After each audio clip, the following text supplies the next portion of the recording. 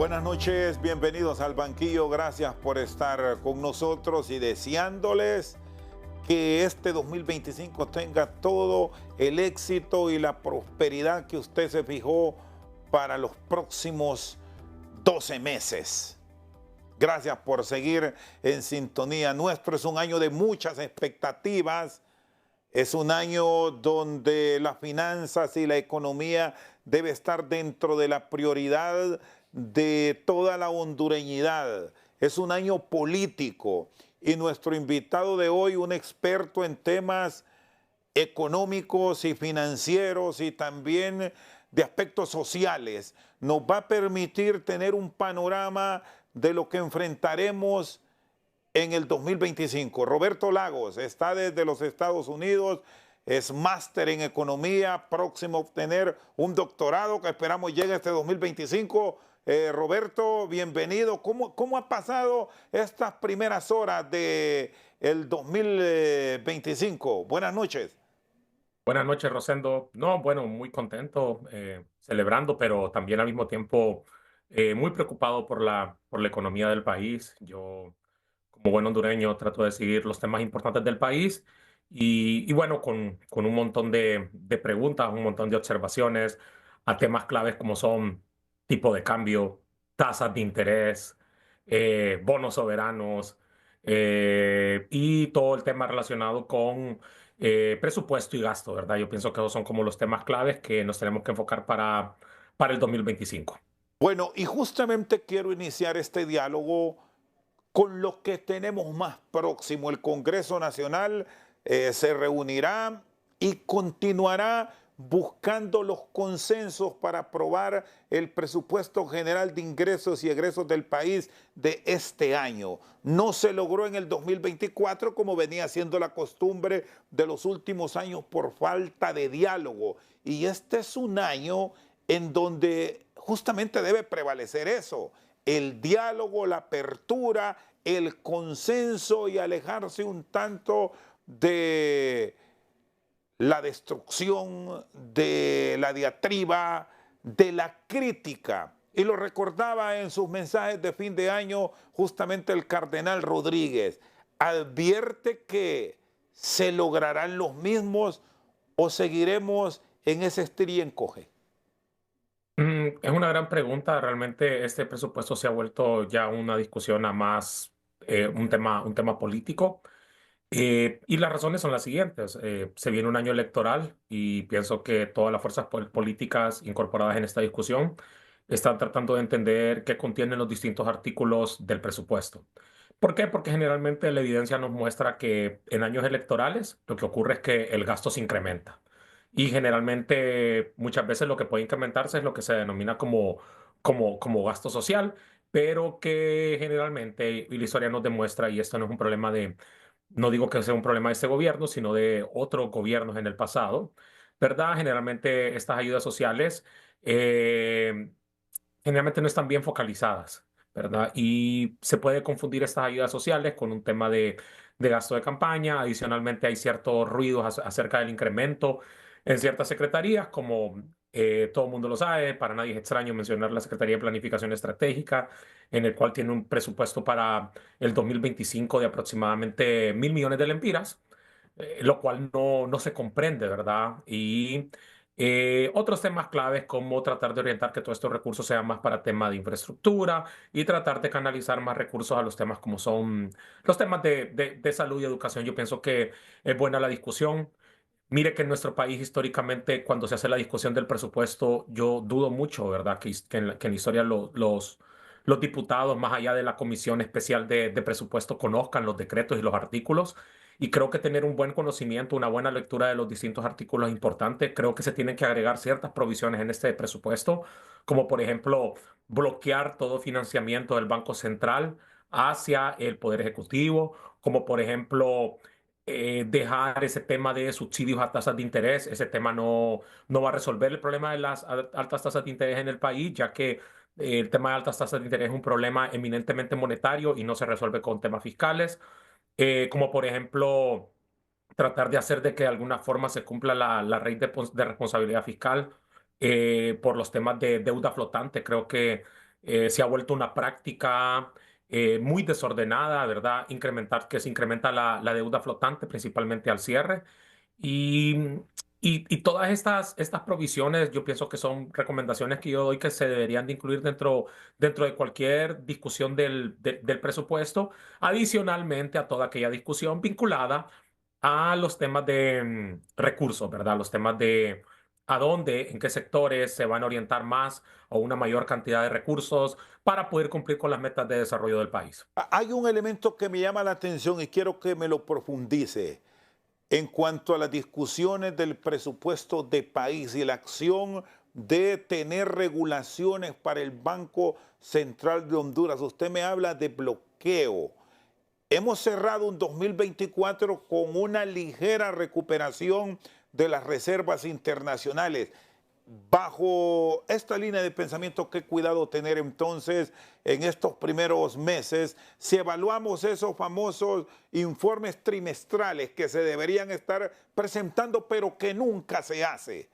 ¿Qué hacer con ese fondo del Banco Central del cual ya en años anteriores fuimos y lo tocamos? Es una gran consulta, Rosendo. Recordemos que al inicio de esta administración se utilizaron un préstamo de Banco Central, ¿verdad? Porque se declaró emergencia fiscal, lo cual yo considero erróneo haber tomado esa iniciativa. Por eso se perdieron reservas internacionales. Fueron tres elementos principales los que generaron la pérdida. Este préstamo, ¿verdad?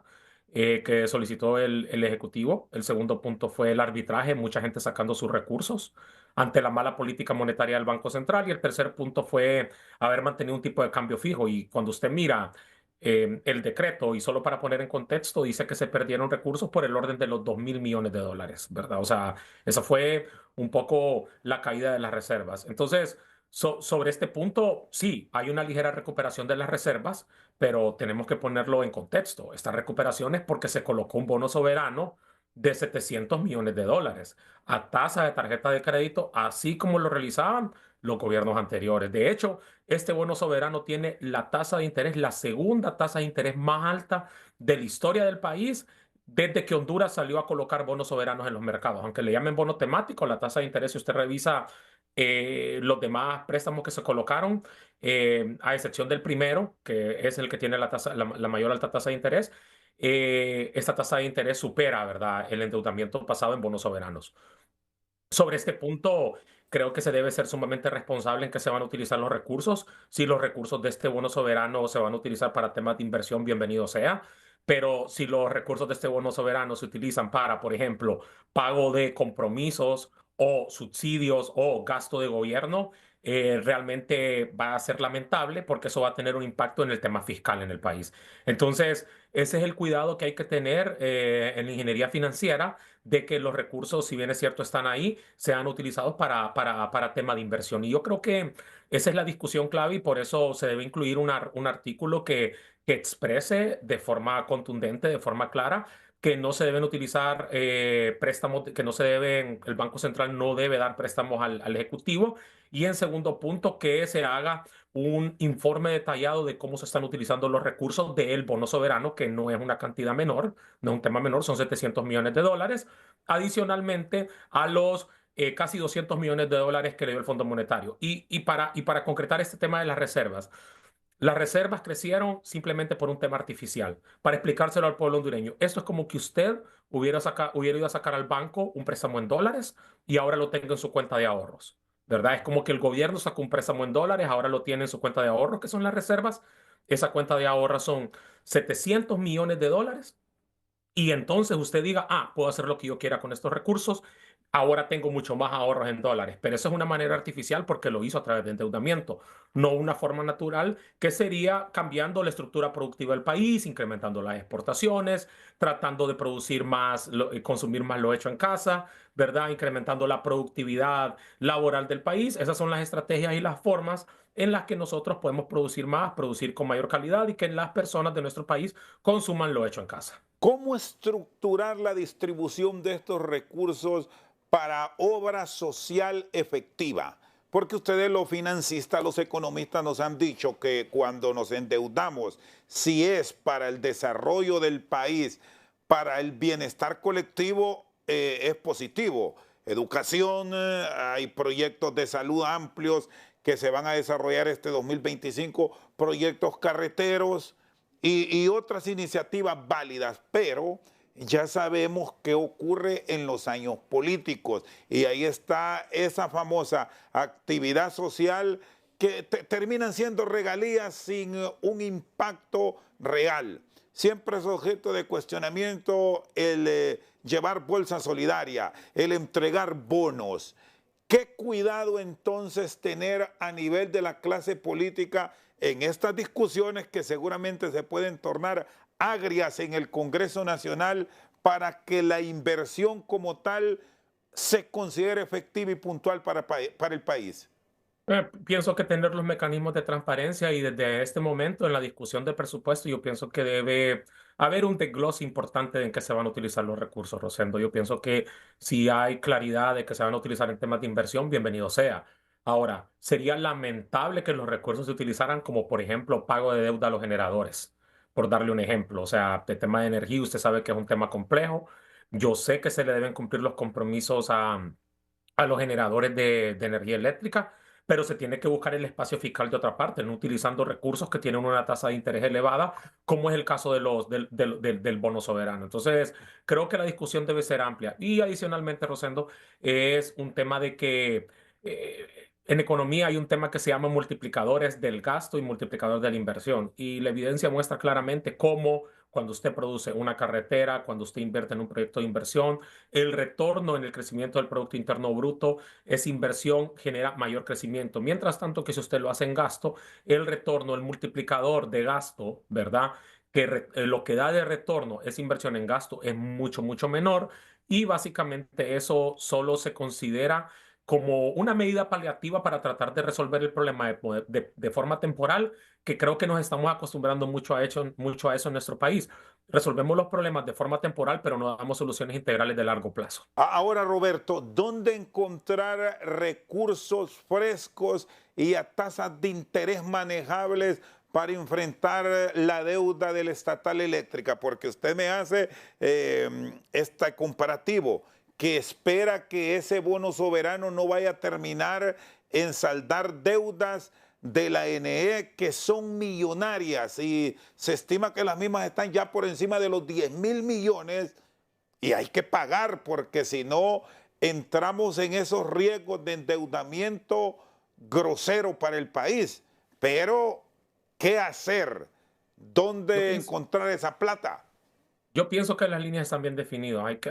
En este momento es reducción de pérdidas eléctricas y adicionalmente buscar los recursos porque no podemos seguir transfiriendo recursos del soberano también al estatal.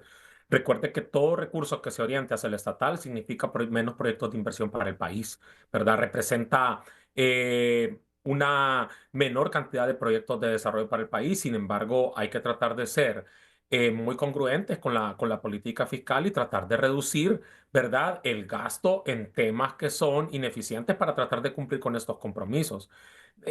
Realmente el problema de la estatal eléctrica, y con esto yo creo que le voy a dar mi visión, es un problema, una bomba de tiempo para el país, demasiado complicado, se ha ido creciendo, es como una bola de nieve que va creciendo y que en algún punto va a terminar de, ¿cómo le podría decir?, de aplastarnos. Y realmente todos los planes que se han realizado históricamente han fracasado debido a la falta un poco en el pasado de compromiso político de poder hacerlo, ¿verdad?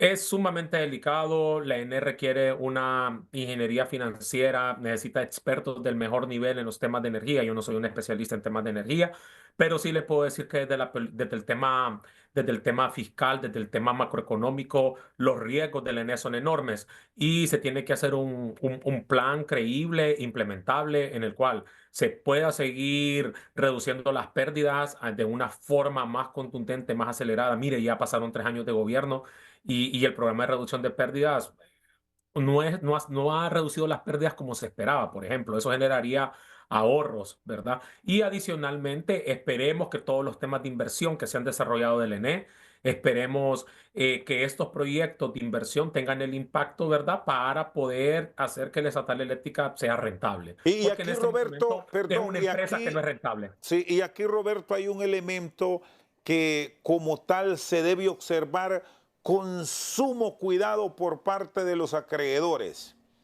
porque están soltando plata para proyectos de mejora de la estatal eléctrica para un tiempo político, que es el 2025 como tal.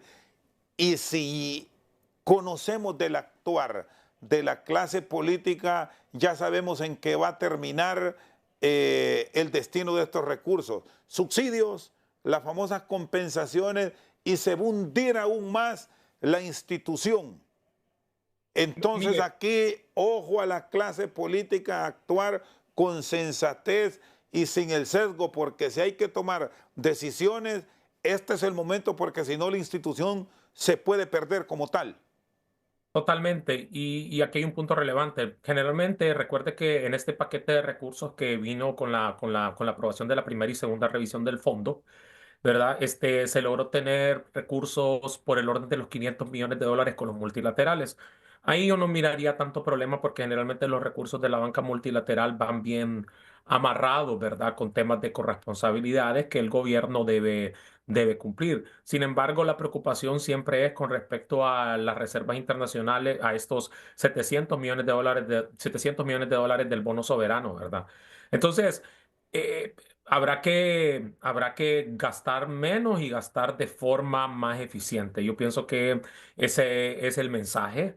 Ese debería de ser el mensaje. Con los recursos que se tienen, entiendo que el presupuesto sea sumamente rígido, pero en Honduras tenemos un problema en el cual el gobierno ha crecido de tamaño demasiado, ¿verdad? Y por lo tanto, pienso que el gobierno tendría que ser pequeño, eficiente y donde los hondureños más capaces formen parte del gobierno y no verlo, y este es un tema histórico, como un lugar en el cual los partidos políticos utilizan para poder emplear a su base política. Que Y por esos son los temas. cierto, que por cierto esto termina siendo una misión imposible históricamente en los años políticos, y seguramente el 2025 no será la excepción. Ya pasó en el 2021, ya pasó en el 2017, ya pasó en el 2013, ya ocurrió en el 2009, esto se volvió ya cíclico y seguimos esperando ese proceso de cambio y esa supervisión de los organismos internacionales. Usted que ha trabajado incluso en ellos, ¿por qué terminan en cierta forma desconectándose de la realidad económica del país cuando vienen las campañas electorales? ¿No hay exigencia de cumplimiento o se hacen de la vista gorda? ¿Qué es lo que ocurre, Roberto? Es una gran pregunta, Rosendo. Hay temas políticos detrás que serían otro programa totalmente para explicar, pero se lo voy a explicar de esta forma. Muchas veces los organismos multilaterales quieren ser parte de los programas con los países para tratar de apoyarlos. Y entonces muchas veces el hecho de formar parte y que no haya rompimiento de estas relaciones, lo que genera es que en muchas ocasiones no pongan atención a ciertas cosas que deberían de poner atención, ¿verdad? Entonces, simplemente por un tema de tratar de ser parte y tratar de orientar de la mejor forma posible, ¿verdad? Las políticas económicas. Y entonces muchas veces realmente, si no miramos en las últimas dos revisiones del acuerdo con el fondo. De las metas indicativas, yo creo que es súper clara la revisión, no se cumplió ninguna de las metas indicativas. Y lo que, a cambio de qué se lograron las dos revisiones, a cambio de hacer los dos ajustes. Primero, clarísimo, tipo de cambio. Usted ha visto que en los últimos 4 meses el deslizamiento fue de aproximadamente 62 centavos, interanualmente 72 centavos. Sí, de forma aproximadamente cercana al 3% de evaluación. Sin embargo, cuando usted lo hace en 4 meses, realmente que la población sintió el golpe. Eso es lo que yo siempre decía, que las medidas tardías tienen costos sobre la población. Esto es uno de los costos. El segundo punto fue el incremento de la tasa de política monetaria, ¿verdad? Que viene a corregir, ¿verdad? El tema de las salidas de capital. O sea, es decir, se tenía que haber incrementado, se perdió capitales, salieron del país por los temas de arbitraje, ¿verdad? Sencillo. Si usted tiene una mejor tasa de interés en el extranjero, usted mueve sus capitales donde usted tiene los mejores retornos. Y esto ahora que nos tiene con este tema de que el golpe a la población en el tema de las tasas de interés, si no revisa todas las tasas de interés en todos los sectores están por el orden del 16-17% en promedio, ¿verdad? O sea, usted está viendo el promedio, usted no está viendo específicamente. En algunos sectores las tasas de interés andan muy cercanas al 20% para la clientela. Entonces, luego de hacer estos ajustes, ¿verdad? Se tiene acceso a los recursos que desde mi perspectiva, se lo tengo que decir muy honestamente, fue una mala negociación por parte del gabinete económico. ¿Por qué? Porque miremos a El Salvador al lado, ¿verdad? El Salvador logró una negociación con el acuerdo con el fondo, una negociación durísima, en la cual el paquete que ellos están obteniendo para la economía salvadoreña, ¿verdad? Es de aproximadamente 3.500 millones de dólares. 1.500 millones de dólares por parte de recursos del Fondo Monetario y 2.000 millones de dólares en recursos provenientes de cooperación. Con eso ellos van a poder hacer un reperfilamiento de su deuda y poder resolver y se comprometieron a tomar las medidas fiscales, ¿verdad? Entonces, me extraña que Honduras no haya obtenido una mayor cantidad de recursos y yo sí lo considero un mal proceso de negociación por parte de las autoridades. Adicionalmente, la colocación del bono. La tasa de interés a la que lo colocaron fue una mala colocación. Tenían que haber logrado por lo menos un punto porcentual menos, dadas las condiciones de mercado, dado que se contaba con un acuerdo con el fondo, ¿verdad? La tasa no tenía que haber pasado de 8%, pero bueno, esto es lo que tenemos y con esto es lo que tenemos que trabajar. Muy bien, Roberto Lagos está con nosotros esta noche al banquillo revisando el panorama económico y financiero del 2025. Hacemos una pausa, ya regresamos.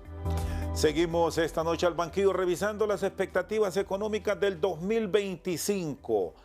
En septiembre del 2024 se logró un acuerdo con el Fondo Monetario Internacional. Recordemos la revisión de la tasa de política monetaria en 2.75, cómo ha variado el tipo de cambio que en su momento cuando se planteó que íbamos a tener una moneda nacional por encima de los 25 lempiras por $1, se trató de negar por parte de miembros del gabinete económico. Hoy la realidad son otras y ya las repercusiones en el 2025 se pueden sentir por las tasas de interés que se van a cobrar en diferentes áreas. No solo estamos hablando de inversión en el sector agrícola, en inversión en vivienda. Hay una revisión de intereses totales. ¿Qué cuidado tener para que esto no nos genere mayores dificultades en las finanzas nacionales en este año, insistimos, Roberto, político, donde pueden venir muchas compensaciones sociales con un enorme cargo para la próxima administración? Una, es una gran pregunta, Rosendo. Mira, en primer lugar, es que entender que las tasas de interés se encuentran altas específicamente por un tema monetario. O sea, desgraciadamente, el Banco Central utilizó una mala coordinación de la política macroeconómica. Hay dos instrumentos básicos. Sé que esto probablemente puede sonar muy técnico. Son el encaje y la tasa de política monetaria.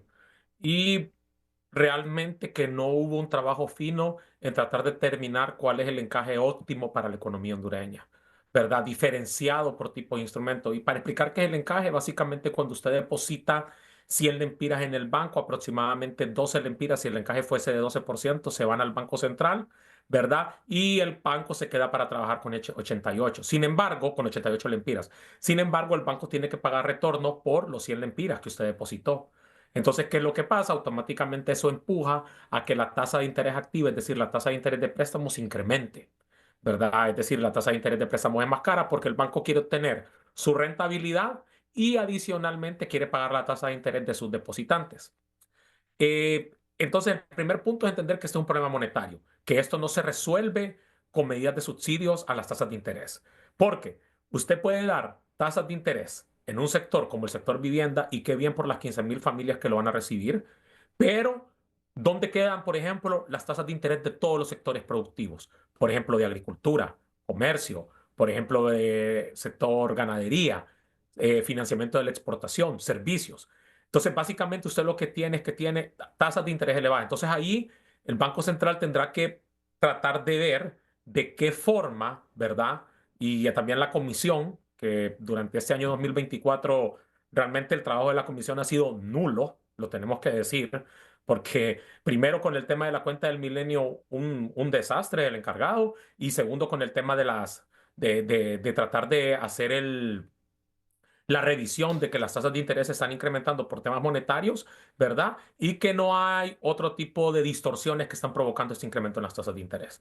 ¿Qué Pero incidencia el puede punto tener, clave es este. Roberto? ¿Qué incidencia puede tener la Comisión Nacional de Bancos y Seguros en la revisión de estas tasas que, como usted dice, hablan del apoyo al sector vivienda, pero otros van a querer tener esos mismos derechos y no ajusta, no hay suficiente recurso para satisfacer tanta demanda? Y ese es el punto clave. Cuando el gobierno empieza a dar subsidios, ocurren dos elementos en la literatura. Lo que se conoce como incentivos perversos. El primer incentivo es que las tasas de interés no bajan, sino que suben aún más. ¿Por qué? Porque cuando usted observa que están subsidiando sectores, usted no tiene el incentivo para que las tasas bajen. Usted genera un incentivo perverso para tratar porque el gobierno está subsidiando. Entonces, cuando se acabe ese subsidio, ¿qué va a pasar? Las tasas no van a bajar. Entonces, ¿qué van a hacer? Van a colocar otro. Entonces, ¿qué es lo que va a pasar? Van a trasladar un problema que es eminentemente monetario, lo están tratando de resolver con medidas populistas, ¿verdad? Y en este caso, el problema se va a trasladar al lado fiscal, ¿verdad? ¿Qué es lo que usted dice? El uso eficiente de los recursos. No se pueden destinar recursos para subsidios. Se tiene que trabajar de otra manera. Se tiene que resolver el problema monetario con medidas monetarias. No comprender esto es grave desde mi perspectiva. Y aquí es donde viene el trabajo conjunto entre el Banco Central y la Comisión Nacional de Bancos y Seguros. Por ejemplo, primera solución que se me viene a la cabeza de forma rápida, tratar de ver si se puede generar mecanismos de caje diferenciado por tipo de instrumento, ¿verdad? De depósitos y adicionalmente por tiempo. Entonces, que no sea el mismo encaje para todos los sectores, pero tratar de estudiar bien cuál es el encaje óptimo, ¿verdad? Que no hace que tengamos este problema de liquidez en el sistema financiero. Por el problema es de liquidez en el sistema financiero. Y cuando usted observa los datos de, por ejemplo, del encaje, usted mira unos movimientos en los datos que usted se da cuenta que básicamente lo están haciendo como probando, tratando de encontrar cuál es el encaje que puede resolver. Y usted mira unos movimientos en el encaje que van de negativo en tasa de crecimiento hacia 20% en los últimos meses. Entonces, esa parte es clave, ¿verdad? O sea, es un problema eminentemente monetario y no se resuelve con medidas fiscales. Entonces, yo pienso que el fundamento del análisis está bien, la intención es correcta, pero el fundamento del análisis está mal y los resultados no van a ser los que se requieren. Y ojo, porque si usted observa, y esto para ponerle un poco el tema político, ¿cuántas veces salió la cadena nacional, verdad, sobre ese subsidio a tasas de interés en el sector vivienda? Salió como 4 o 5 veces, las miré yo desde el día que salió. Interrumpieron muchas veces los noticieros para colocar este mensaje.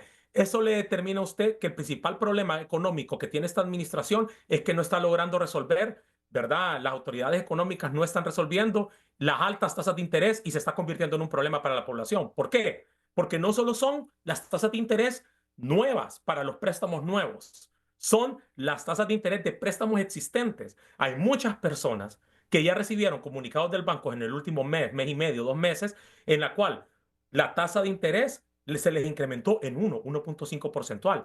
Imagínese esto en sectores como, por ejemplo, que usted compró una vivienda y que usted tuvo este problema que se le incrementó. Imagínese usted si usted obtenía un préstamo para su empresa y de repente le llega que tiene que pagar 1% más, ¿verdad? De tasa de interés. O imagínese si usted compró un carro.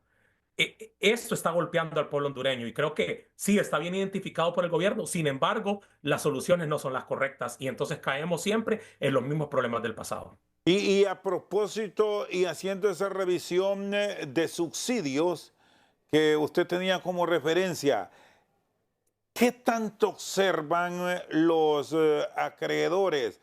El Fondo Monetario Internacional siempre nos dice en esos renglones y letras chiquititas que muchas veces obviamos que se debe tener cuidado con los subsidios a determinadas áreas. Y aquí, a hoy día, seguimos con el subsidio a la energía, con las dificultades que tiene el ENE, y con subsidios en los combustibles. ¿qué revisión recomendaría al momento de la discusión? Volvemos al principio del presupuesto de la República para que esto no vaya a disparar el gasto público en los próximos meses. Primero que sea bien focalizado, Rosendo. Uno tiene que saber que realmente se está dando el subsidio a la población que lo requiere. Por ejemplo, usted esperaría que las personas que tengan el subsidio sean las personas que están orientadas en los sectores productivos. ¿Por qué? Porque así eso no lo trasladan a los costos de los productos, ¿verdad? Entonces, esa sería la primera recomendación. Yo pienso que Kevin Rodríguez de ASJ, yo pienso que le ha dado excelentes recomendaciones referente a los temas de subsidios, en los temas de energía y en los temas de combustibles, ¿verdad?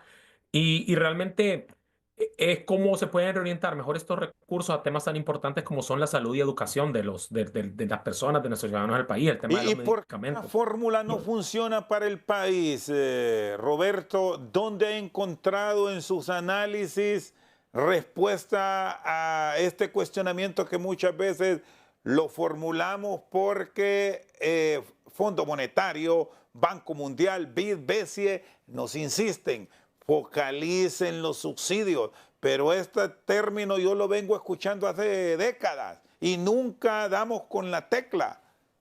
En primer lugar, Rosendo, lo que se necesita para poder focalizar los subsidios es datos. Y yo pienso que si algo es que tenemos mucha claridad es que, a excepción probablemente del sector social, Honduras no cuenta con datos. Y entonces eso totalmente afecta el tema de los subsidios, ¿verdad, Rosendo? O sea, que no se puedan focalizar de la mejor manera. Entonces, esos temas son claves y esos temas serán los que, cómo mejoramos los datos del gobierno para poder resolver este problema de los subsidios, ¿verdad? Vamos a otro tema, el tipo de cambio. ¿Qué nos depara este año? Ya planteábamos que se molestaban cuando proyectaron que íbamos a cerrar con un valor de nuestra moneda por encima de los 25 por 1. Dijeron que eso era imposible. Pero la realidad hoy, a los primeros días de enero, es que de finales de septiembre a esta fecha, la depreciación es de casi 74 centavos del empira. Entre septiembre y diciembre 62 y entre enero y diciembre 73 centavos. Sí, ahí está incorrecto. Está en lo correcto. Mire, básicamente le voy a explicar algo y yo pienso que esto es un tema de discusión siempre. El tipo de cambio tiene que responder a la realidad del país. Nosotros somos un país de sesgo importador, estamos teniendo serios problemas para obtener divisas, ¿cómo se obtienen? A través de mejoramiento de las exportaciones, de mayor producción, de sustituir bienes que se importan para que consumamos lo hecho en casa y adicionalmente temas como atracción de inversión extranjera directa. Mientras este proceso de transformación no ocurra en el país, Honduras le tocará continuar deslizando la moneda para poder sostener, ¿verdad?, sus reservas internacionales. Porque si no, lo que ocurre después es que usted viene, no hace el deslizamiento, pierde reservas internacionales y cuando pierde reservas internacionales, ¿qué es lo que ocurre? Tiene que colocar bonos soberanos para volver a alimentar las reservas internacionales. Y yo pienso que esto lo hemos visto repetida esta historia en muchas ocasiones. Entonces, por lo tanto, aquí el tema es, perfecto, hicieron el ajuste. No lo hicieron en el tiempo que tenían que hacer. Imagínense si durante los 2 años de la administración se hubiese deslizado estos 73 centavos, ¿verdad? Hubiera sido menor el golpe, ¿verdad? Porque hubiera sido de forma más gradual para el bolsillo de los hondureños. Pero cuando usted lo hace en 4 meses, obviamente golpea el bolsillo del hondureño. ¿Qué va a pasar hacia adelante? El gobierno tiene dos opciones. Continúa con el deslizamiento gradual como le compete a una economía como la economía hondureña, ¿verdad? Y lo que se va a registrar es probablemente un deslizamiento, comunicar, es importante que el Banco Central comunique que el deslizamiento será del orden del 2 al 3% para ya tener una idea de acuerdo a las posibles condiciones de mercado. A menos que pase un evento extraordinario en el cual, por ejemplo, las exportaciones de un día para otro se incrementen y tengamos mucho más dólares en la economía, entonces eso podría compensar o que viene una atracción importante de inversión extranjera directa. Eso también podría ayudar. Pero el problema es que mientras sigamos teniendo la misma estructura, se va a tener que deslizando. Ahora, ¿qué nos depara?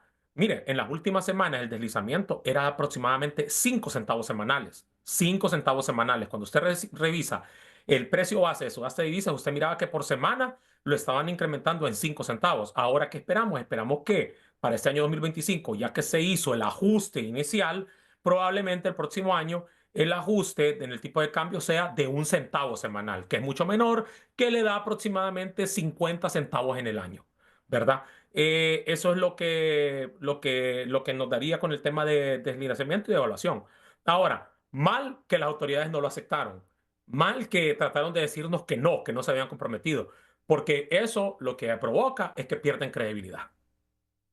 En virtud de este panorama, entonces, allá por septiembre, si estamos en un 2-3% controlado, estaremos a 26-1. Perfectamente, sí. ¿Y por qué? Porque esa es la variable, eso es lo que toca hacer para mantener las reservas internacionales. Si no, usted sacrifica reservas y ¿qué es lo que ocurre?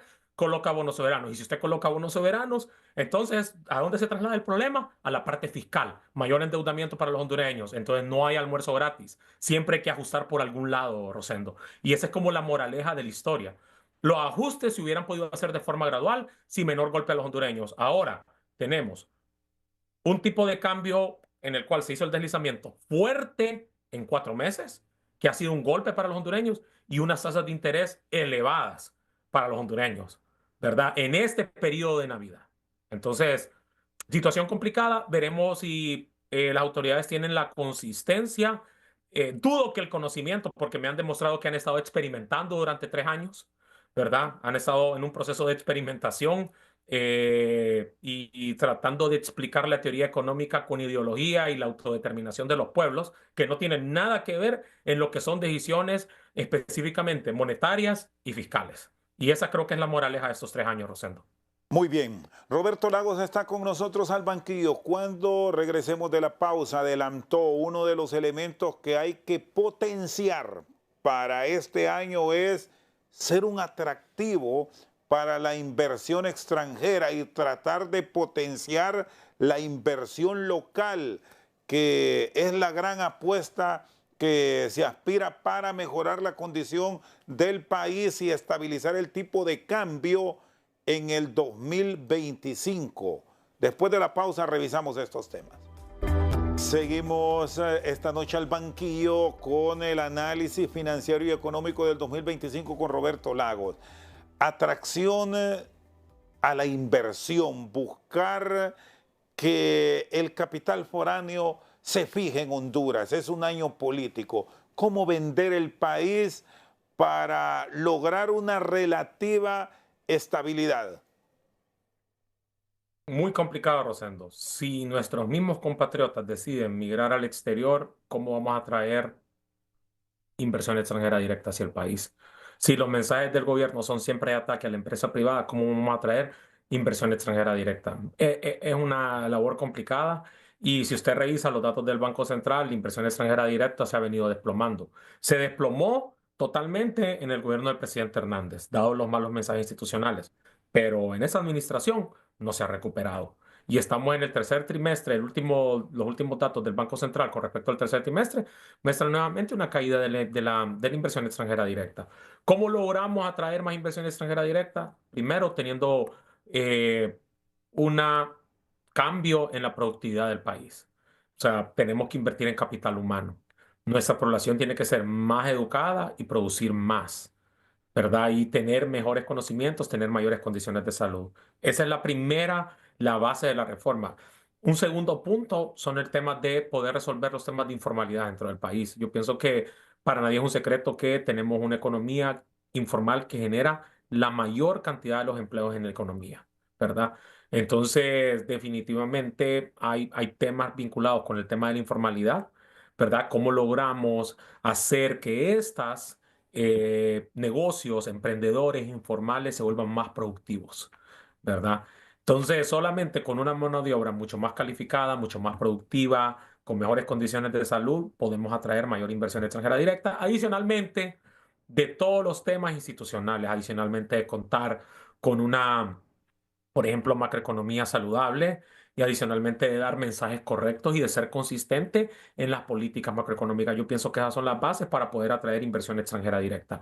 Pero Mientras no se tenga esto, difícilmente vamos a poder regresar, Rosendo, a traer industrias que sean, que generen bastante valor agregado y que adicionalmente generen estos efectos de difusión en la economía en la cual las personas se ven beneficiadas porque hay industrias de mayor valor agregado. Si no, usted mire el caso de Costa Rica. En Costa Rica ahora usted tiene que tienen una industria muy desarrollada en los temas de tecnología, ¿verdad? Entonces yo pienso que ese es el salto al que Y tenemos la que darle. coyuntura, Roberto, que nos pueden generar los tratados de libre comercio que se están negociando, la eventual revisión del CAFTA con la llegada de un nuevo presidente con una visión muy, pero muy financiera y económica para los Estados Unidos. En 18 días, Donald Trump tomará el control de nuestro principal socio comercial. ¿Cómo aprovechar estas coyunturas que tienen mucho componente político, desde luego? Mire que Donald Trump durante su periodo de gobierno sí fue muy enfático en traer de vuelta a los empleos hacia Estados Unidos, ¿verdad? Tenía una política mucho más proteccionista. Eso basado en la evidencia de su primer mandato de gobierno. Tendremos que ver si Honduras logra enfocar bien esta relación con los Estados Unidos. Yo sí, lo que sí le puedo anticipar es que la administración Biden fue tolerante, la administración Trump yo no creo que sea tan tolerante. ¿Verdad? Haber puesto a Claver como encargado, Mauricio Claver, como encargado de la relación, ¿verdad? Del hemisferio occidental, le da un mensaje contundente de cómo van a ser ellos con respecto a los temas de Venezuela, de Cuba.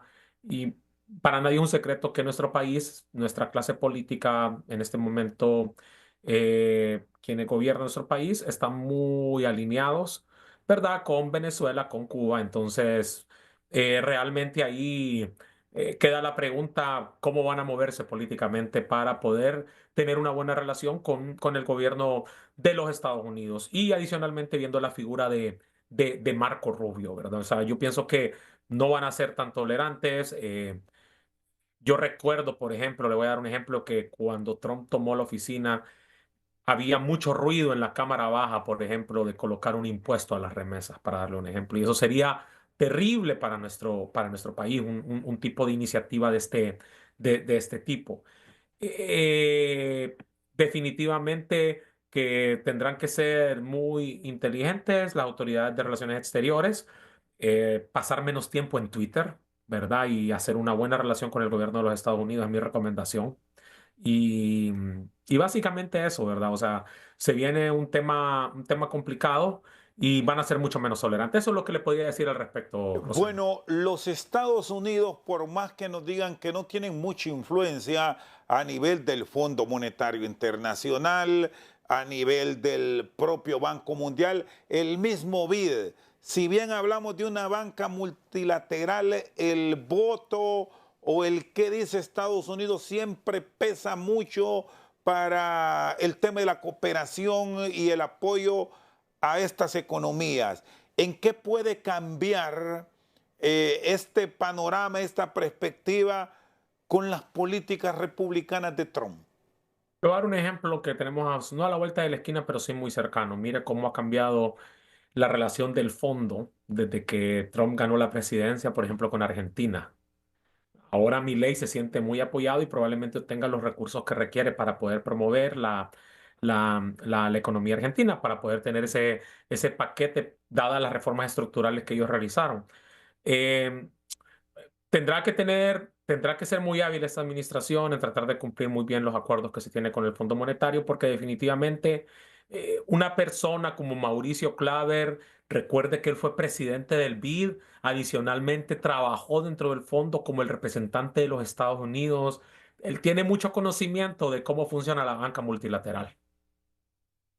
Roberto, ahora vamos a la otra gran potencia mundial con quien Honduras busca mejorar la relación comercial directamente.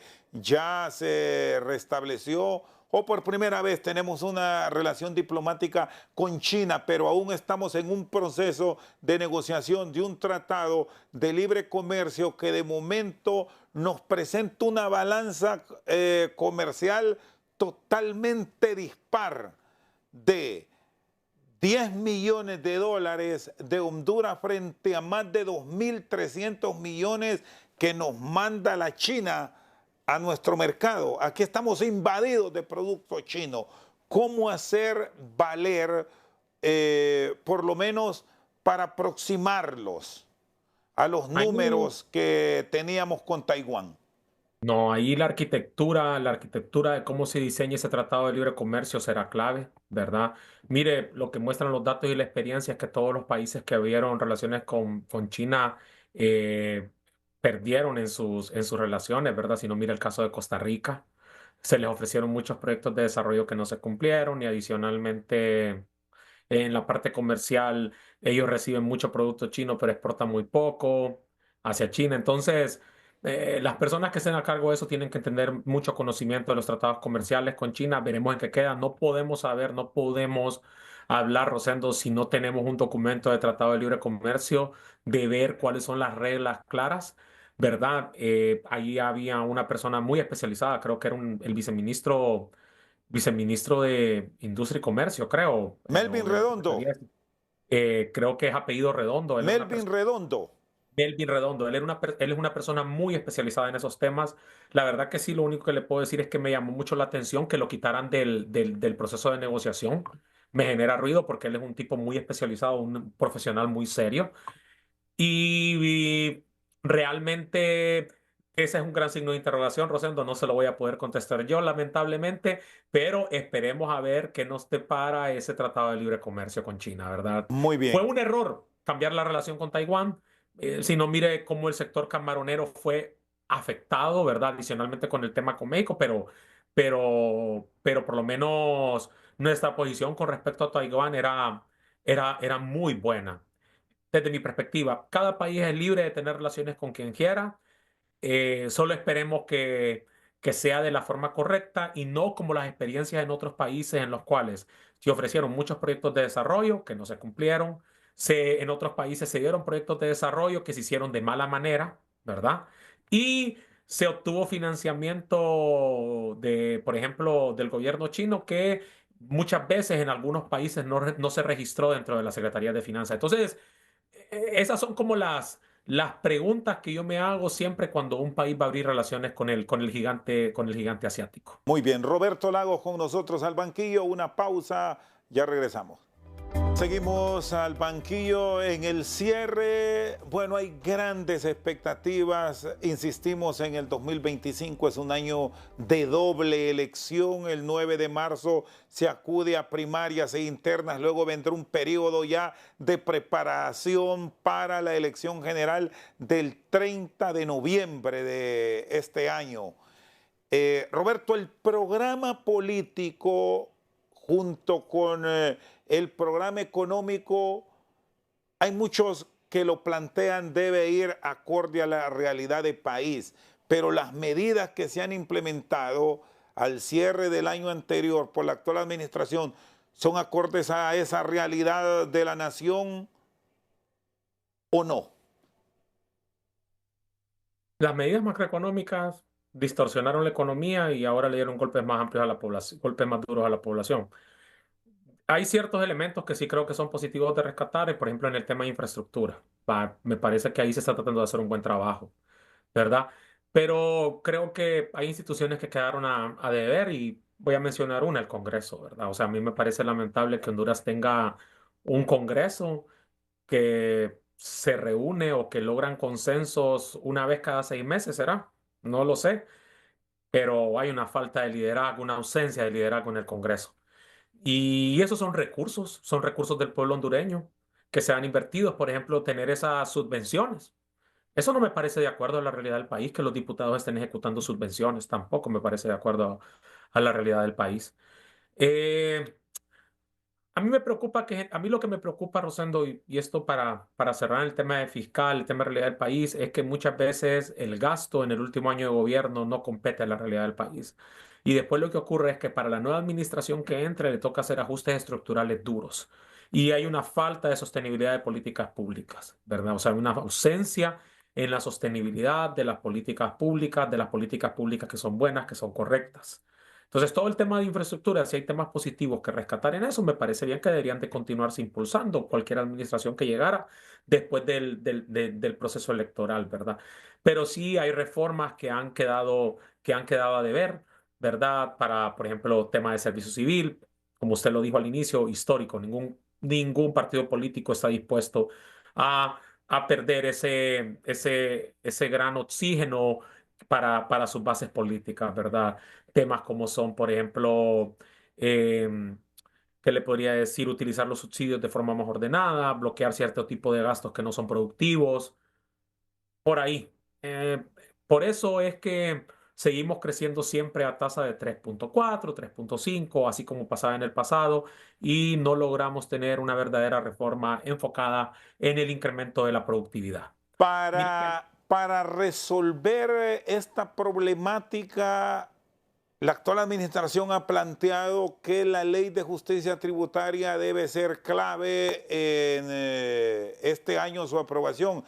También agregan las adendas de la Empresa Nacional de Energía Eléctrica. ¿En qué cambiará nuestro panorama financiero si el Congreso finalmente entra a estas deliberaciones? mire, en primer lugar, yo pienso que lo que requiere el país es una reforma fiscal integral. Le voy a dar un caso. No me pidan, decía Sturzenegger en Argentina, que no me pidan que baje impuestos, pídanme que baje el gasto. Cuando usted logra bajar el gasto, usted no tiene que cobrar impuestos nuevos, ¿verdad? De hecho, en Argentina están haciendo una total desregulación y están quitando impuestos totalmente distorsivos. Con eso no estoy diciendo, y no me malinterprete, que el país requiere una reforma tributaria en el cual paguen los que más tienen, ¿verdad? Si hay evidencia sustancial que por lo menos a este punto las autoridades nunca lo presentaron de esta forma. Las autoridades siempre se encargaron de tener esta discusión de pobre versus rico, ¿verdad? Que no ayuda en nada. En cuanto a los temas, ¿verdad? De este tema de discusión, lo que yo le puedo decir a ustedes es que mientras esto continúe no vamos a tener una discusión que nos dé una solución final. Pero lo que sí le puedo decir es que está bien que paguen los que más tienen, pero también que reduzcan el gasto. Porque el gasto que es improductivo, tener un gobierno tan grande, también incide en el país, ¿verdad? Necesitamos ser mucho más eficientes con lo que tenemos. Y eso no le gusta a muchas personas, a muchos funcionarios de gobierno, ¿verdad? Reducir el gasto. Y esa es la clave para poder eh, tener una mejor economía, ¿verdad? Para que los recursos de la banca no estén compitiendo a quién prestárselos, y prestárselos al gobierno o prestárselos al sector privado. Son temas claves, son temas sencillos de entender, son temas que cualquier persona que sepa algo mínimo de economía debería de poder dominar. Y para cerrar le voy a decir esto, a mí me critican mucho porque dicen que soy muy teórico, pero lo que les puedo decir es que entiendo mucho mejor los fundamentos de la economía que las personas que están sentadas en los actuales cargos. Eso sí se lo puedo garantizar, Rosendo. Muy bien, gracias Roberto. Lo mejor en el 2025 y seguramente vamos a encontrarnos en otra ocasión para seguir hablando de estos temas que son claves para el desarrollo de la nación. Buenas noches. Buenas noches, Rosendo, un gusto. Roberto Lagos, especialista en economía y finanzas, con nosotros esta noche al banquillo. Por su sintonía, muchas gracias.